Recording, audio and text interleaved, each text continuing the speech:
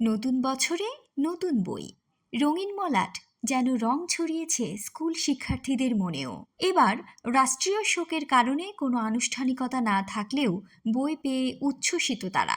নতুন বই মানে প্রথম দিন পাওয়া খুবই একটা উৎসাহ এবং উদ্দীপনার ফলে আমরা নতুন বই পাওয়ার সাথে সাথে সিলেবাসটা খুবই তাড়াতাড়ি এবং শীঘ্রই সম্পূর্ণ করতে পারবো, যাতে আমরা ভালো ফলাফল পেতে পারি সামনের বছর। খুবই সুন্দর এবং নতুন বইয়ের যে ঘ্রাণটা আমার কাছে অনেক ভালো লাগে, পড়তেও মজা লাগে। এবার নবম শ্রেণীতে উঠেছে আমি, এই নতুন বছরে নতুন বই পেয়ে আমি অনেক খুশি। আমার এই বইয়ের প্রতি একটা অসাধারণ ফিলিংস রয়েছে। নতুন বইয়ের প্রতি আসলে মানুষের অনেক ভালো অনুভূতি থাকে। শিক্ষকেরা বলছেন, শিক্ষার মান উন্নয়নের জন্য ঠিক সময়ে পাঠ্য বই বিতরণ গুরুত্বপূর্ণ শর্ত। বছরের শুরুতে বই পেলে শিক্ষার্থীদের অনুপ্রেরণা বাড়ে। আমাদের ছাত্ররা যথাসময়ে বই পাচ্ছে এবং যথাসময়ে তাদেরকে বই দিয়ে আমাদেরও ভালো লাগছে, এবং তারা এই নতুন বইয়ের যে মৌ মৌ গন্ধ, এটা তারা উপভোগ করছে।